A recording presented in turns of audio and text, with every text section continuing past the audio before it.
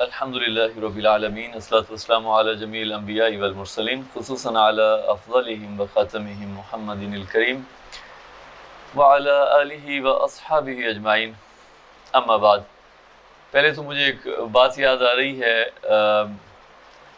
شیخ احمد دیدات نام سنا ہوا، کچھ انہیں سنا بھی ہے، تو ان سے منسوب ہے کہ کسی ایتھیسٹ تھا، اس نے کہا شیخ آپ کا یہ تصور ہے کہ مرنے کے بعد دوبارہ زندہ ہونا ہے اور پھر حساب کتاب ہونا ہے اور پھر آپ کو جنت ملنی ہے، یا تو اگر یہ کچھ بھی نہ ہوا تو پھر آپ کا کیا خیال ہے، کیا حال ہوگا؟ ساری زندگی آپ لگے رہے اس کی تلاش میں، اس کی طلب میں، اور وہاں کچھ بھی نہ ہو تو پھر آپ کا کیا حال ہوگا؟ تو انہوں نے کہا کہ ہمارا کیا حال ہونا ہے، زیادہ سے زیادہ یہی ہوگا نا کہ کچھ بھی نہیں ہوگا۔ لیکن اگر یہ سوچو کہ اگر وہ جو کچھ ہم کہتے ہیں وہاں پہ ہوا تو تمہارا کیا حال ہوگا؟ سوال یہ ہے، اگر کچھ نہ ہوا تو چلیں برابر میں جان چھوٹ گئی نا، بھی کچھ بھی نہیں ملا، اور اگر ایسا ہی ہوا جیسا کہ ہونا ہے تو پھر تمہارا کیا حال ہوگا، چونکہ تمہارے لیے تو بڑی سخت وعید ہے۔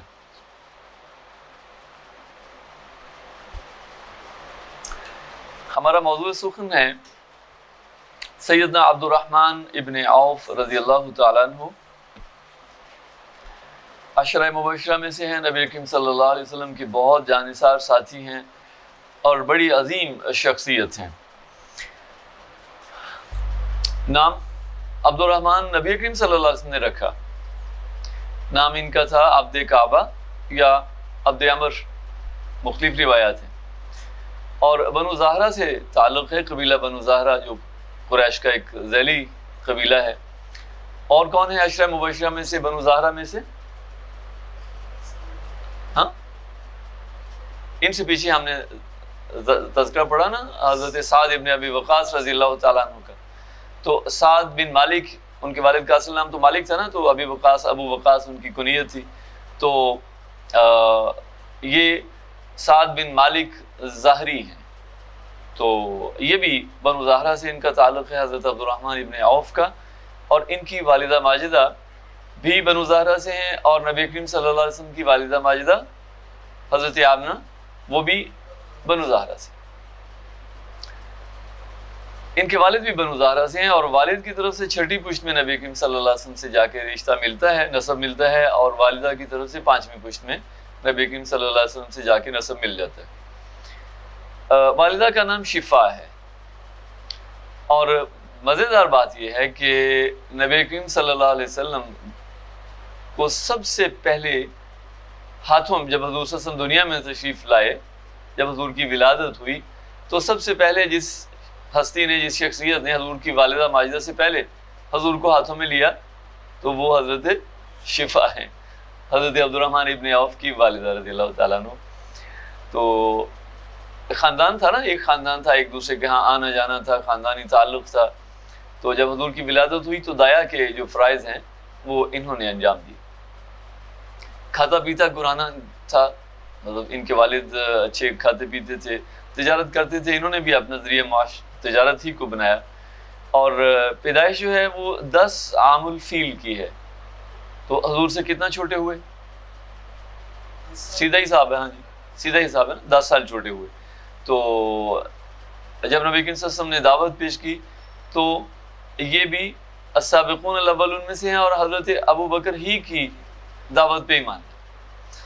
تو قربان جائیے حضرت ابو بکر صدیق رضی اللہ عنہ، یعنی کیسے کیسے ہیرے انہوں نے اپنے ساتھ رکھے ہوئے تھے۔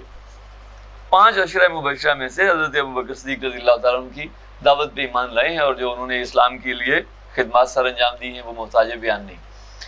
تو اب دیکھ لیے کہ ان کی شخصیت کیسی شخصیت تھی، کہ اور یہ بھی یعنی جو ان کے ساتھ تھے وہ سارے کے سارے باکردار تھے۔ انہوں نے زمانہ جاہلیت میں کبھی شراب نہیں پی۔ بڑا عجیب لگتا ہے، شراب تو جیسے اب یورپ میں اگر کوئی نہ شراب پیتا ہو تو بہت عجیب بات ہے، ان کا مشروب ہی وہ ہے، پانی، ہم پانی پیتے ہیں وہ شراب پیتے ہیں، ان کا تو مشروب ہی وہ ہے۔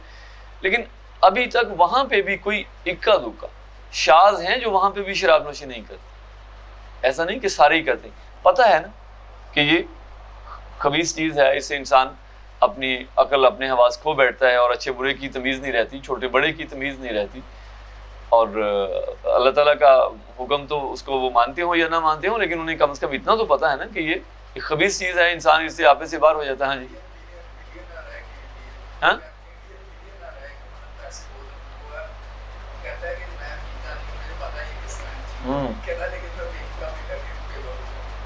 صحیح، دوسروں کو پلاتا ہوں، خود نہیں پیتا، یہ تو اور بری بات ہے. تو ہاں بالکل صحیح. تو ایمان لانے کے بعد سختی تو ہوتی ہے. حضرت مصعب پہ بھی ہوئی، اور یہ بھی کھاتے پیتے تھے. حضرت مصعب چھوٹے تھے، اب کہہ لیں کہ ٹین ایجر تھے، اور یہ ذرا بڑے تھے، لیکن ان پہ بھی سختی ہوئی. لہٰذا جب ہجرت حبشہ کا حکم دیا حضور نے، تو انہیں بھی حبشہ کی طرف بھیج دیا، اور گویا کہ 2 ہجرتیں کی، مدینہ کی طرف بھی اور حبشہ کی ہجرت بھی کی. ہجرت کے بعد مواقع جب قائم ہوئی تو سعد بن ربیع رضی اللہ تعالیٰ عنہ انصاری ہیں، ان کے ساتھ حضور صلی اللہ علیہ وسلم نے ان کو بھائی بنایا، اور حضور صلی اللہ علیہ وسلم نے بھی بڑا سوچ سمجھ کے دیکھ بھال کے اب سعد ابن ابی وقاص کو سعد بن معاذ کا ساتھی بنایا. وہ بھی سردار ہیں، اور ان کی بھی سرداروں والی شان ہے، اور سردار ہی ہیں. تو حضرت عبد الرحمن ابن عوف کھاتے پیتے ہیں، اور حضرت سعد بن ربیع جو ہیں وہ بھی کھاتے پیتے تھے. مزاج کی موافقت، مطابقت، حالات کی مطابقت، اور قربان جائیے نبی کریم صلی اللہ علیہ وسلم کی حکمت کے اور ان کی بصیرت کے. تو جو سعد بن ربیع ہیں انہوں نے بھی حق ادا کیا. یہ جو واقعہ ہم پڑھتے ہیں اور جس کو ہم ایک مثال کے طور پہ بیان کرتے ہیں کہ انہوں نے کہا کہ آپ آدھا مال لے لیں، یہ سب نے نہیں کہا. یعنی ان کا بھائی ان کی ضرورتیں پوری کی، ان کے لیے رہنے کا انتظام، کھانے پینے کا انتظام. کسی نے ممکنہ چوتھائی دے دیا ہو، کسی نے ممکنہ 10واں حصہ دیا ہو، اور کسی نے اس سے کم زیادہ. لیکن حضرت عبد الرحمن ابن عوف کے جو بھائی تھے حضرت سعد بن ربیع رضی اللہ تعالیٰ عنہ، انہوں نے یہ آفر کی. ان کا یہ بڑا پن تھا، اور وہ بھی امیر تھے. انہوں نے کہا میں مدینہ میں سب سے زیادہ امیر ہوں، اور میرے پاس بڑا مال ہے. پتہ تھا نا کہ یہ بھی مالدار تھے مکہ میں، اور چھوڑا ہے سب کچھ. تو انہوں نے کہا کہ میں آپ کو آدھا دیتا ہوں، آدھا مال لے لیجیے. اور میری 2 بیوی ہیں، کیونکہ ان کی بیوی نہیں تھی، شادی نہیں تھی. ممکن ہے مکہ میں ہوئی ہو اور وہیں وہ ایمان نہ لائی ہو، ممکن ہے، لیکن میری تحقیق نہیں ہے اس معاملے میں. لیکن مدینہ منورہ میں ابھی ان کی کوئی بیوی نہیں تھی. تو انہوں نے کہا کہ میری 2 بیویاں ہیں، آپ اب دیکھ لیں دونوں میں سے جو آپ کو اچھی لگتی، جو پسند ہے. اس سے بڑی بات کیا ہو سکتی؟ یعنی یہ آپشن نہیں دیا کہ میں ایک کو طلاق دے دیتا ہوں جو مجھے نہیں. نعوذ باللہ، ایسا ہو سکتا ہے نا کہ مجھے نہیں پسند اور یا میری بنتی نہیں ہے، میں اس کو طلاق دیتا ہوں، آپ کر. یہ نہیں، یہ آپشن بھی انہیں دی کہ آپ جس کو پسند کریں میں اس کو طلاق دیتا ہوں، اور آپ اسے نکاح کر لیں عدت کے بعد. ظاہر ہے تو آگے سے بھی تو ان کا بڑا پن ہے نا. اگر آج کا ہوتا تو 100 ہیلے بہانے سے ہم کر لیتے نا، کوئی اتنی بڑی آفر کرے، اور مفت آئے تو برا کیا ہے.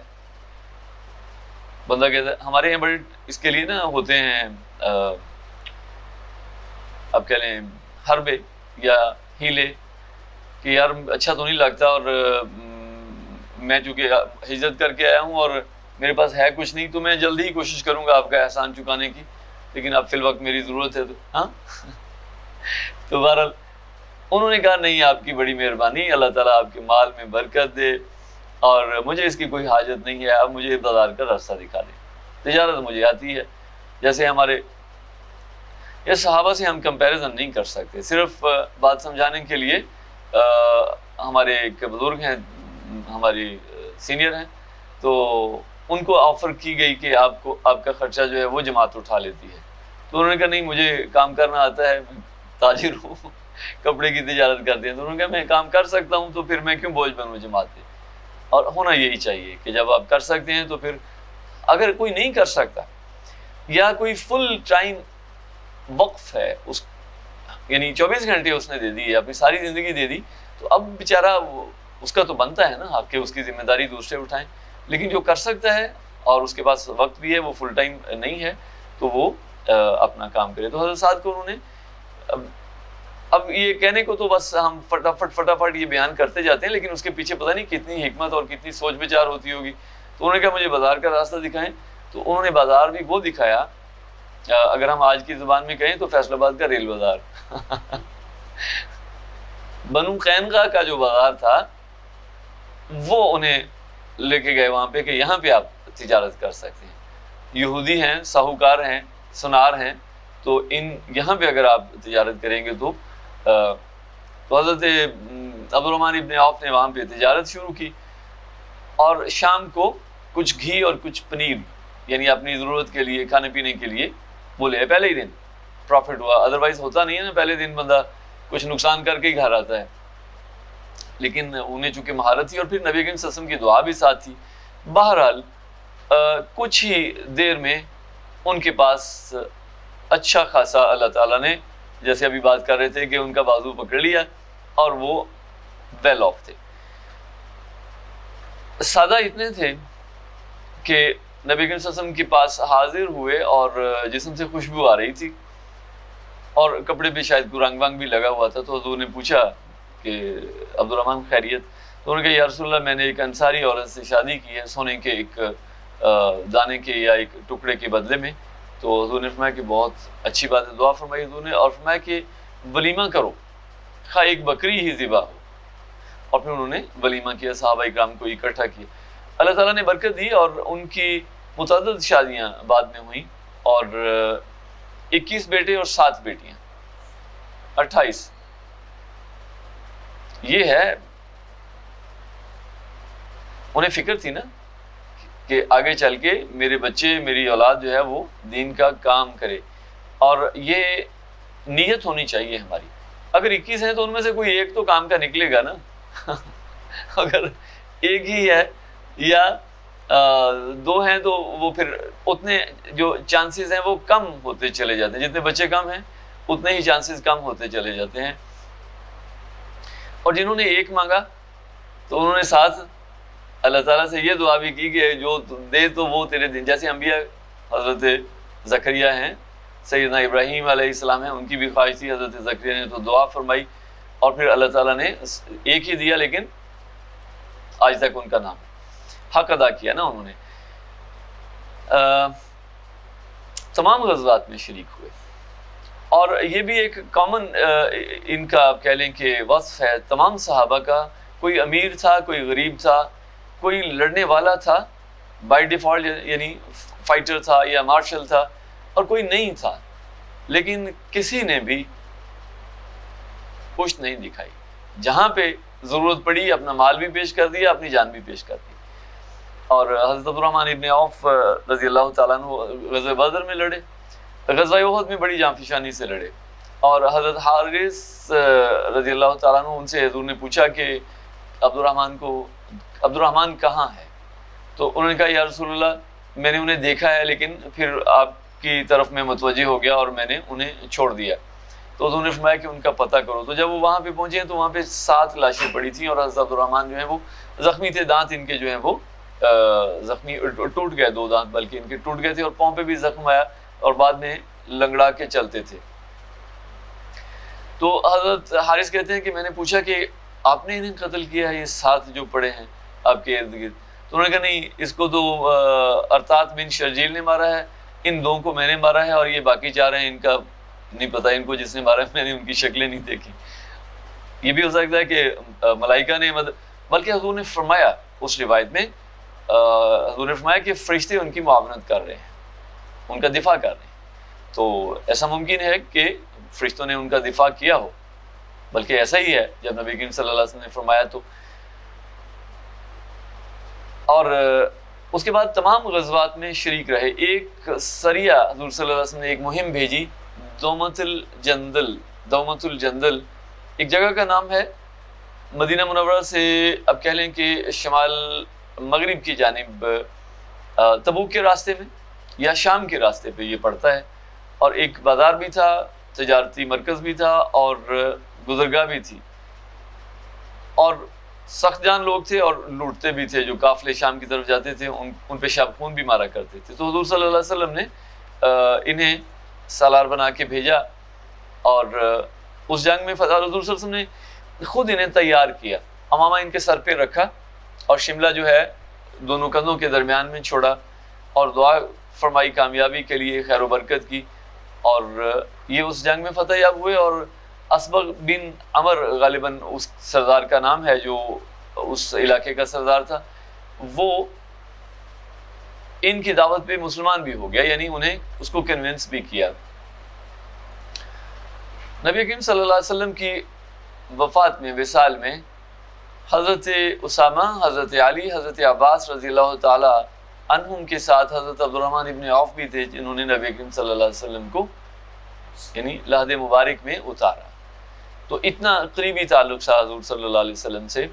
اور پھر ثقیفہ بنی سعدہ میں پہنچے، یعنی اور حضرت ابوبکر صدیق رضی اللہ تعالیٰ عنہ کے ہاتھ پہ بیعت کی۔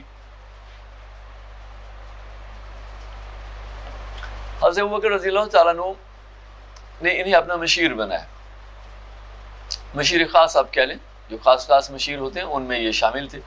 اس کے بعد حضرت عمر رضی اللہ تعالیٰ عنہ کی خلافت میں حضرت عمر کے مشیر خاص رہے، اور بڑے اہم معاملات پہ حضرت عمر رائے لیتے تھے، اور امیر حج بنا کے بھی ایک موقع پہ حضرت عمر کو، حضرت عبدالرحمن ابن عوف کو مکہ مکرمہ امیر حج کی حیثیت سے بھیجا۔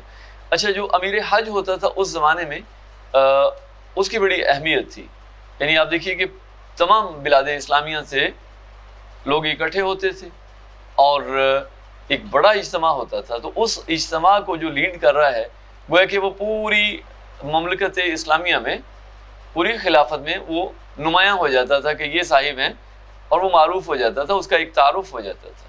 تو اس لحاظ سے بھی اس کے بعد حضرت عمر نے جن 6 کے نام اس کے لیے دیے خلافت کے لیے، تو ان میں حضرت عبدالرحمن ابن عوف بھی تھے، لیکن اتنے معاملہ فہم تھے۔ حضرت عمر رضی اللہ تعالیٰ نے بھی ایک طریقہ بتایا کہ 6 کے 6 پہلے جمع ہونے کی بجائے آپس میں 2 مشورہ کر لینا، یعنی اگر 2 متفق ہو گئے تو اس کا مطلب 6 کی بجائے 3 رہ گئے نا، 3 آراء ہو گئی، تو آراء جو ہیں وہ ایک نقطے پہ مجتمع اور جمع ہو جانی چاہیے، کنسنسس ہونا چاہیے۔ اسلام کا مزاج اور مطلوب یہی ہے، نہ یہ کہ اپوزیشن ہو، مطلب 4 نے، اکثریت کے ساتھ یہی ہوتا ہے نا کہ 4 نے مان لیا، 2 نے نہیں مانا، تو قائم تو ہو گئی حکومت، تو بن گئی، خلافت تو قائم ہو گئی، لیکن وہ جو 2 جنہوں نے نہیں مانا وہ کیا کریں گے؟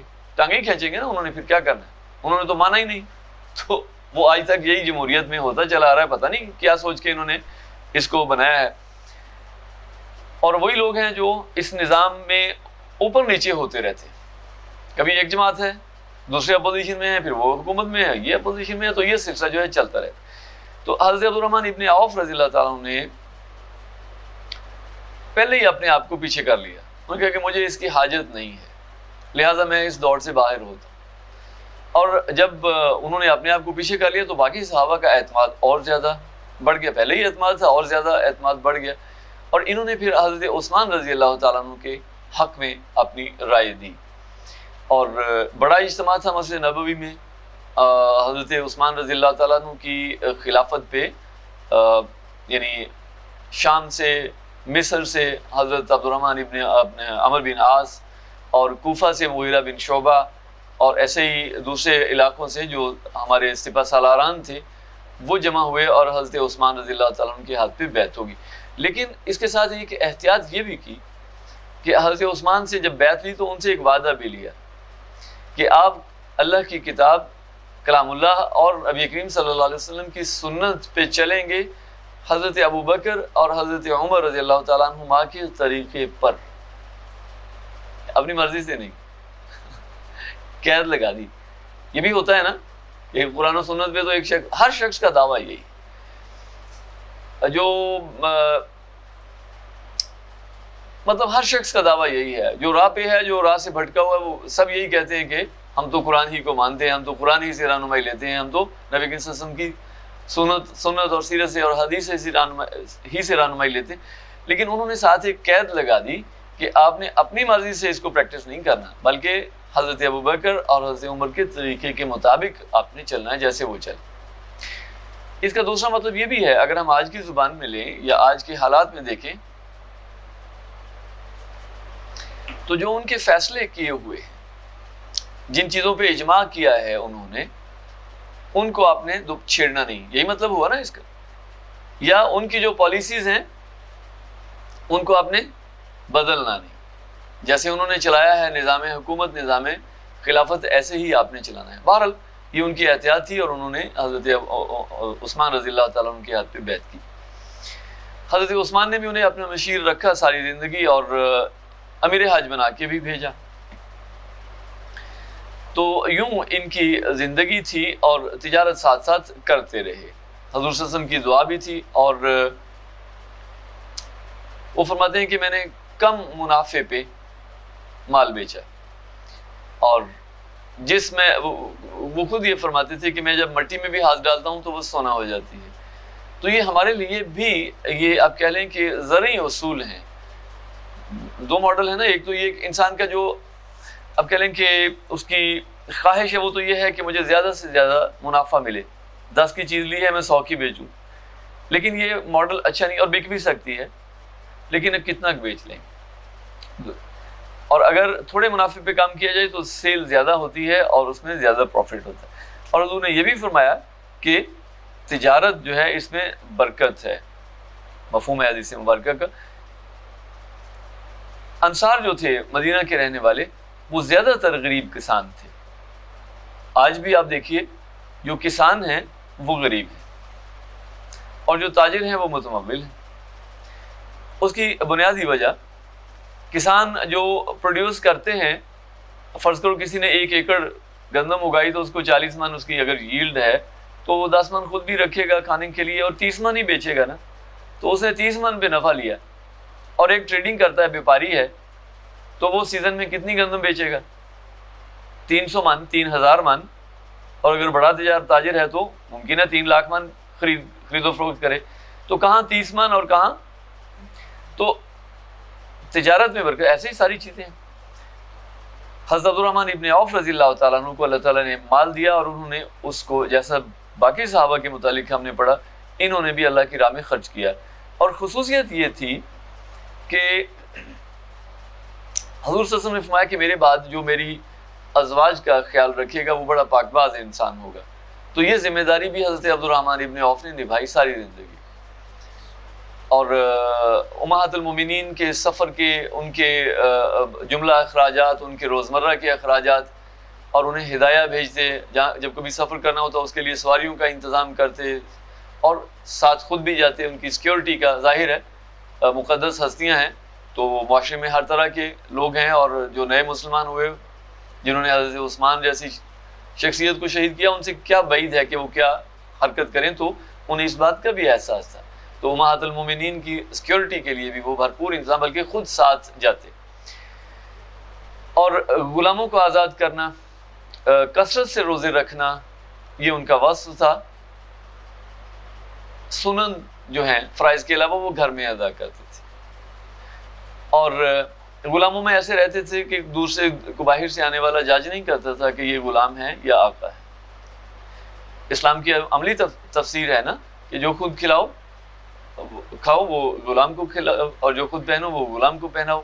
تو اسی لیے جو آج کی ماڈرن تہذیب ہے اس نے اس غلامی سے ہی نجات پالی کہ ایسی غلامی سے ہم لنڈورے ہی، ایسے کہتے ہیں نا، بخشو بی بلی ہم لنڈورے ہی بھلے، ایسی غلامی سے تو احتراز ہی بہتر ہے نا، جس میں جو خود کھانا ہے وہی غلام کو اور جو خود پہننا ہے وہی. تو اس کی بجائے آپ ملازم رکھیں. سرمایہ دار جو ہے وہ ملازم رکھے گا 10 20 50 ہزار روپے یا لاکھ روپے پہ اور انجوائے کرے گا. اب اس کی ذمہ داری تو نہیں ہے نا اس پہ، وہ 10,000 میں کیسے گزارا کرتا ہے یہ اس کا مسئلہ نہیں. تو یہ انہوں نے بدل دیا اور غلامی کو کہہ لیں کہ نئی شکل دے دی.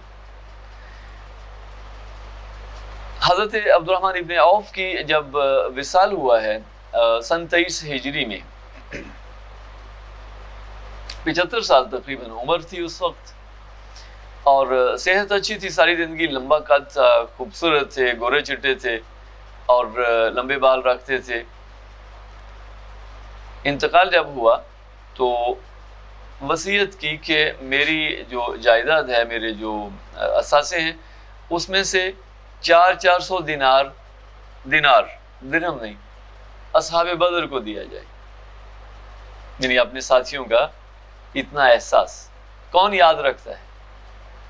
مرتے ہوئے بھی انہیں یہ احساس تھا، ساری زندگی بھی کرتے رہے لیکن مرتے ہوئے بھی انہیں یہ احساس تھا دنیا سے جاتے ہوئے کہ وہ ہمارے ساتھی ہیں، پرانے ساتھی ہیں. اور اس وقت تقریباً 100 صحابہ جو اصحاب بدر ہیں وہ زندہ تھے. تو 400 دینار گویا کہ 40,000 دینار ان کے حصے میں، اور فرمایا کہ 50,000 دینار وہ مدینہ کے جو مساکین ہیں، فقراء ہیں، ان میں تقسیم کیا جائے. اور ایک باغ تھا جس کی مالیت تقریباً 4 لاکھ درہم تھی، وہ امہات المومنین کے لیے چھوڑا کہ اس کو ان میں تقسیم کیا جائے، اور پھر بعد میں وہ بیچ دیا گیا اور اس کی جو آمدن تھی وہ امہات المومنین میں تقسیم کی گئی. حضور صلی اللہ علیہ وسلم کو ایک عورت نے چادر بن کے دی اپنے ہاتھ سے قدر کی، اور صحابہ تو صحابہ، صحابیات کا بھی نبی کریم صلی اللہ علیہ وسلم سے عشق و محبت جو ہے وہ لاجواب تھا، بے مثال تھا. وہ حضور کو یعنی تکلیف میں دیکھ ہی نہیں سکتے تھے. حضرت خنسا کا واقعہ آپ دیکھ لیں، اور حضور صلی اللہ علیہ وسلم خطبہ دیتے ہیں مسجد نبوی میں کھڑے ہو کے، تو عمر 60 سال یا 60 سال سے متجاوز تھی، تو ٹیک لگاتے تھے ایک ستون کے ساتھ، جو کھجور کا تنا تھا بطور ستون کے لگا ہوا، تو اس کے ساتھ ٹیک لگاتے تھے. تو ایک خاتون تھی، اس نے دیکھا اور اس نے محسوس کیا کہ حضور صلی اللہ علیہ وسلم کو بیٹھنے کی ضرورت ہے، اور اگر یہ بیٹھ کے خطبہ دیں تو یہ زیادہ آسانی ہوگی حضور کے لیے. تو اس نے آ کے حضور سے عرض کیا کہ یا رسول اللہ صلی اللہ علیہ وسلم، میرا بیٹا بڑھئی ہے، کارپینٹر ہے، اور میں اس کو کہوں گی وہ آپ کے لیے ایک ممبر تیار کرے گا لکڑی کا. تو حضور نے اس کو پسند فرمایا اور انہوں نے لا کے، سب سے پہلا ممبر جو ہے وہ انہوں نے لا کے رکھا. تو ایسے ہی وہ خاتون تھی جنہوں نے نبی کریم صلی اللہ علیہ وسلم کے لیے اپنے ہاتھ سے ایک چادر بنی اور حضور صلی اللہ علیہ وسلم کو لا کے دی. حضرت عبد الرحمن ابن عوف کے دل میں رضی اللہ تعالیٰ عنہ پتہ نہیں کیا بات آئی، یا انہوں نے اسی وقت سوچا کہ میں اس کو اپنے کفن کے لیے سنبھال کے رکھوں. تو انہوں نے کہا یا رسول اللہ، اگر آپ مناسب سمجھیں تو یہ چادر مجھے عنایت فرما دیں. اب حضور سے کوئی مانگے تو حضور اس کو انکار تو نہیں کر سکتے، یہ تو سوال ہی نہیں پیدا ہوتا. تو حضور صلی اللہ علیہ وسلم نے استعمال تھوڑی دیر وہ باندھے رکھی، اور اس کے بعد حضرت عبد الرحمن ابن عوف کو وہ ہبہ کر دی، تحفہ دے دی، اور وہ انہوں نے ساری زندگی سنبھال کے رکھی. اور جب وصال ہوا تو وصیت کی کہ مجھے اس چادر میں جو نبی کریم صلی اللہ علیہ وسلم نے باندھی تھی، ان کے جسم سے ٹچ ہوئی تھی، اس میں مجھے کفن دیا جائے. جنازہ اٹھا، مدینہ ہی میں انتقال ہوا. حضرت عثمان رضی اللہ تعالیٰ عنہ نے نماز جنازہ پڑھائی، اور حضرت سعد ابن ابی وقاص جنازے میں شامل تھے، اٹھائے ہوئے تھے ان کی میت کو، اور ساتھ ساتھ کہتے جاتے تھے واہ جبلا، یعنی ایک پہاڑ جیسی شخصیت، ایک عظیم شان شخص جو ہے وہ ہمارا ساتھی ہم سے جدا ہو گیا. تو غم ہوتا تھا کسی کے جانے کا، اگرچہ صحابہ کے کنسیپٹ تو بہت اعلیٰ تھے، لیکن جو غم ہے وہ فطری بات ہے. تو یوں حضرت عبد الرحمن ابن عوف رضی اللہ تعالیٰ عنہ اس دنیا سے رخصت ہوئے 75 ایئرز عمر میں، اور جنت کے حقدار ٹھہرے نبی کریم صلی اللہ علیہ وسلم کی بشارت کی روح سے. اور سارے ہی صحابہ کے لیے قرآن نے بشارت دی ہے، تو یہ تو بالخصوص حضور صلی اللہ علیہ وسلم نے ان کو ممتاز کر دیا، یعنی ایک مزید اعزاز بخشا حضور صلی اللہ علیہ وسلم نے. ورنہ تو سارا ہی صحابہ جو ہیں وہ جنت سعید روح ہیں، جنت کی روح ہیں. اللہ تعالیٰ ہمیں ان کے نقش قدم پہ چلنے کی توفیق عطا فرمائے، اور ان کی محبت ہمارے دلوں میں پیدا فرمائے.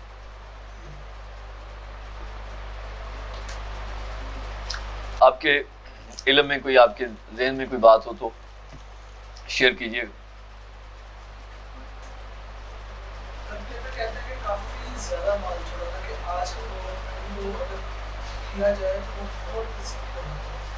ہاں ظاہر ہے یہ جو مال انہوں نے تقسیم کیا اللہ کی راہ میں، یہ تو اس کا تھوڑا حصہ ہوگا، اور باقی جو مال ہے ان کی اولاد بھی تو دیکھیں نا کتنے ہیں. 21 بیٹے ہیں، اور بیٹے ہی ماشاءاللہ زیادہ ہیں، تو 7 بیٹیاں ہیں، تو گویا کہ 28 تو یہ ہو گیا، 21 42، اور 7 اس میں اور جمع کر لیں 49 حصے تو یہ ہو گئے، تو تقریباً نصف سینچری ہوگی نا حصوں کے اعتبار سے. تو ان کے حصے میں بھی ایسے حضرت سعد ابن ابی وقاص رضی اللہ تعالیٰ عنہ کی اولاد کے حصے میں بھی کافی مال آیا. تو مال منع نہیں ہے، بس یہ ہے کہ اس کو تعیشات کے لیے استعمال نہ کیا جائے، اس کو اللہ کی نافرمانی میں استعمال نہ کیا جائے، اور اس سے اگر اچھا فائدہ لیا جائے دین کے لیے تو محمود ہے۔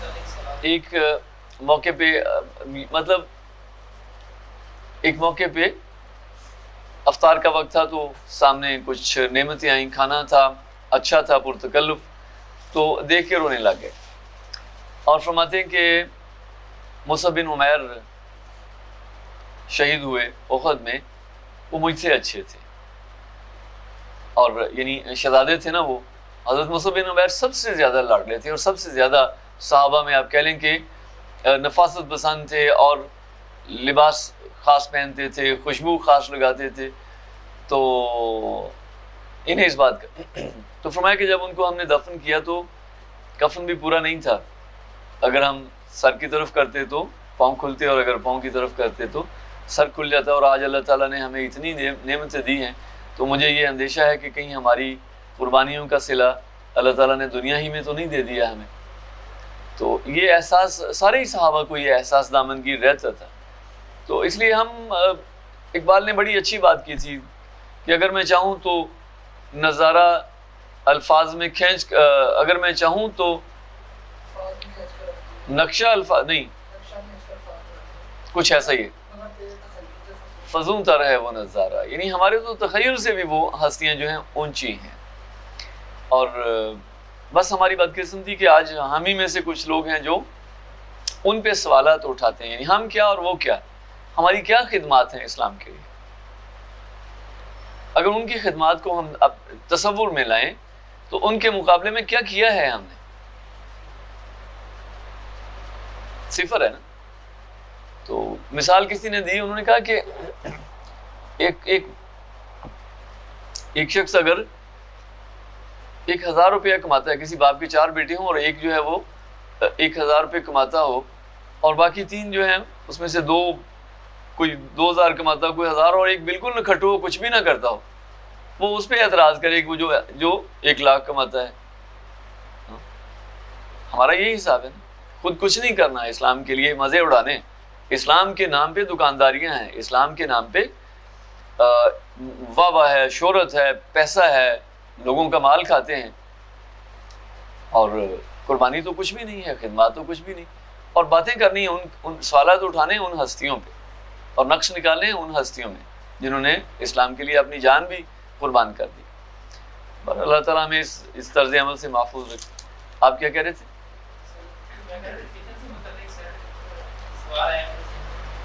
جیسے نبی اکرم صلی اللہ علیہ وسلم کی اس بات کا حکم ہے کہ جب دجال کی آمد نہیں ہوگی یا قیامت نہیں ہوگی تو مسلمان جو اپنا ایمان چند طبقوں کے بس بیچ دے گا۔ سر آئی ایم ایف اس کا یہ کہتا ہے کہ یہ قسط دے گے تو فحاشی کو عام کریں پاکستان سے، جس طرح کی جو اینٹی اسلام قوانین کو بنوا رہی ہیں، تو کیا یہ مصیبت دجال کا جو یعنی مین ٹول ہے اس کا، وہ ہے یہ معیشت۔ آپ ذرا غور کیجئے نا، حضور صلی اللہ علیہ وسلم نے جس پیرائے میں ہمیں سمجھایا ہے کہ اس کے پاس، حضور نے فرمایا کہ اس کے پاس روٹیوں کا ڈھیر ہوگا لوگ تقسیم کرنے کے لیے، اور فرمایا کہ وہ بادلوں کو حکم دے گا، وہ بارش برسائیں گی، اور وہ زمینوں کو حکم دے گا، وہ خزانے اگلیں گی۔ مطلب کیا ہے اس کہ وہ دنیا کی معیشت کو کنٹرول کرے گا، جس کو چاہے گا فیسیلیٹیٹ کرے گا، اس کو آئی ایم ایف بھی قرض دے گا اور بڑی آسان شرائط پہ قرض دے گا، اس کے ساتھ اس کو آپ اسپیشل اسٹیٹس بھی دیں گے، وہ دنیا کے ساتھ تجارت بھی کرے گا وغیرہ وغیرہ۔ اور وہ دنوں اس کی زندہ مثالیں زمین پہ پڑی ہیں۔ سنگاپور کیا ہے؟ انڈونیشیا کا ایک جزیرہ ہے، چھوٹا سا، نقشے میں نظر نہیں آتا۔ انڈونیشیا کے سینکڑوں جزائر ہیں، اس میں سے ایک چھوٹا سا جزیرہ ہے، اور نماز کا ٹائم تو نہیں ہو گیا؟ وعلیکم السلام۔ 9 ہو گئے۔ ہاں جی، اچھا اچھا اچھا۔ پیغام نہ سمجھیں آپ اس کو اس کو آپ حکم ہی سمجھیں. ٹھیک ادا کر دیں، ادا کر دیں. واجبات جو ہے نا جی، جو ہم پہ واجب ہیں وہ ادا کر دینے چاہیے. تو اب وہ دیکھیے کہاں پہ ہے، اور انڈونیشیا، باقی انڈونیشیا کی کیا حالت ہے. تو وہ کیوں ہے؟ اس دجالی نظام پہ وہ ایمان لے آیا اور اس کا حصہ بن گیا.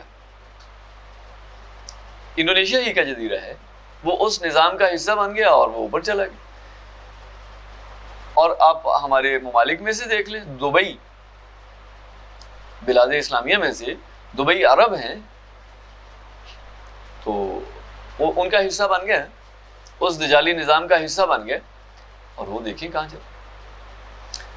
تو سب سے بڑا ٹول ہی اس کا یہ ہے معیشت.